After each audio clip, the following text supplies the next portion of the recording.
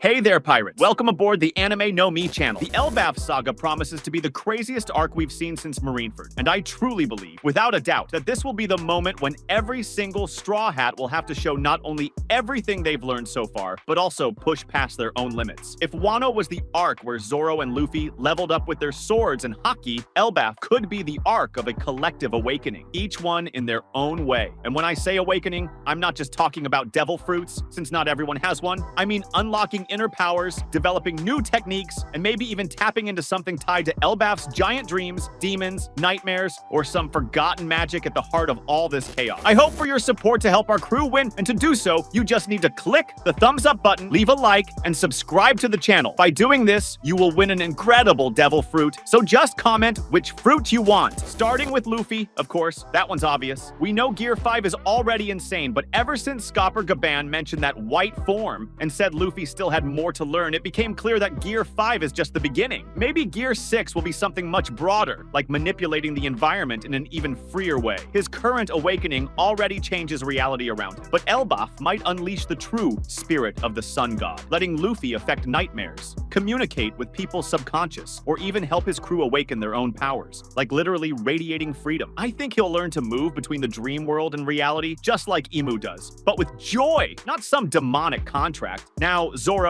in Chapter 1152, it was finally confirmed that he's a Conqueror's Haki user, and that changes everything. A lot of people already suspected it, but now it's official. And in Elbaf, a land of proud warriors where Haki is practically a religion, Zoro might be recognized by the blades of the past. Maybe the twin of Yoru shows up there, or a legendary sword of a warrior god that chooses Zoro as its new wielder. But what I really think is going to happen is that he finally masters Conqueror's Haki to a level where he fuses it with Ashura. Imagine an Ashura form infused with King's Haki, a true final form where Zoro projects 9 Haki arms and cuts through space the same way Mihawk slices the ocean. It would be like a pure demon mode of Elbaf, but purified by Zoro's will. Sanji's another one who deserves a major moment. In Wano, he unlocked his Germa powers, but was afraid of losing his emotions. But now, with Luffy radiating freedom, maybe Sanji finally breaks free from his father's genetic programming once and for all, using his modified body with 100% of his own will, like becoming the first truly free Vinsmo. I think Sanji is going to awaken a blue soul flame, something completely different from regular Diable Jambe. Maybe he'll learn to control the heat generated by molecular friction to the point where he can ignite the air around him and literally fly like a rocket. Picture him using Skywalk to kick so hard he leaves trails in the sky, and those kicks are also infused with armament, Haki.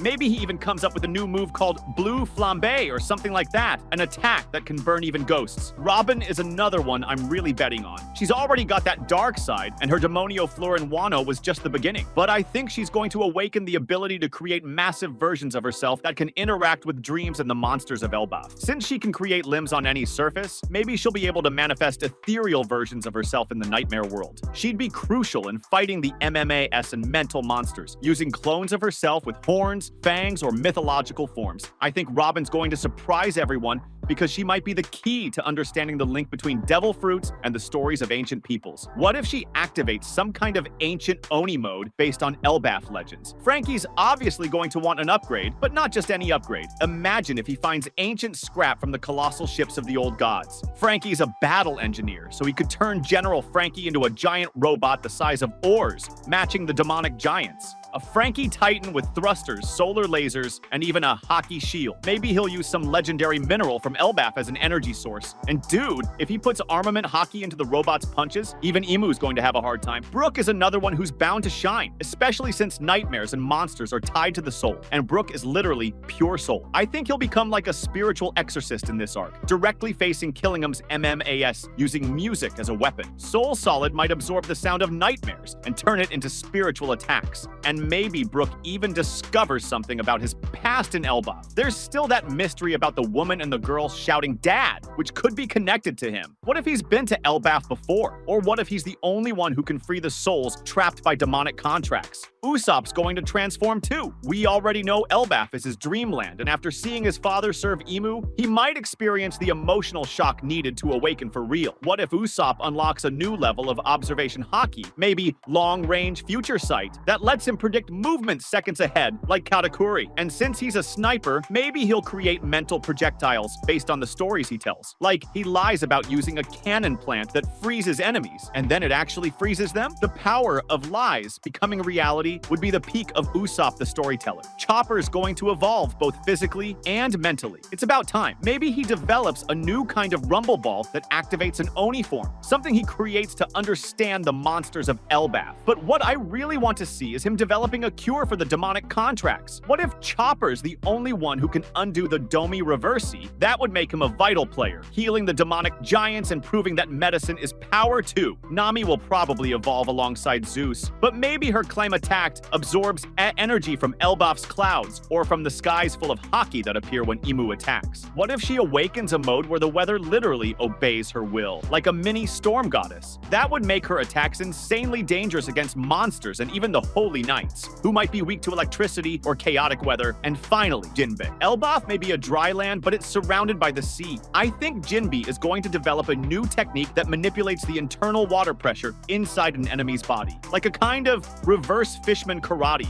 that hits the muscles and causes paralysis. He'd be essential against giant enemies by controlling the water within them. It would be insane to see him become the bulwark of the fleet, protecting Luffy's army from the biggest monsters coming from behind. So overall, each Straw Hat is going to have a specific role in this saga. And unlike other arcs where only one or two characters get the spotlight, this time everyone needs to be on the same level because the threat is collective. It's on another scale, and it comes from both the physical and the spiritual realms. Elbaf will be the stage for not just Luffy's awakening, but the entire cruise. And that's what excites me the most. If the last arc was about the legacy of the past, this one is about how the present can shape the future. And no one shapes the future better than the Straw Hat crew. If Elbaf is the final stage of the crew's evolution, it's because there's no turning back. The world has already passed the point of no return. Each of the Straw Hats, with their new powers, abilities, and maybe even transformations, will become a vital piece in the puzzle of taking down the world government, Emu, and everything this rotten system is still hiding. And the coolest part is that it's not just about physical strength. It's about willpower, about breaking the mental, genetic, and spiritual chains that were placed on each of them throughout their lives. The lack of emotion, the shame, the fear of being useless, the pain of a sad past, all of that is going to be thrown back at them. But instead of running from it, they'll use those very things as fuel. I believe Elbaf will be the arc where the crew is emotionally closer than ever, not just because they've matured, but because now they'll have to protect not only the world, but also each other from forces they can't even fully see yet.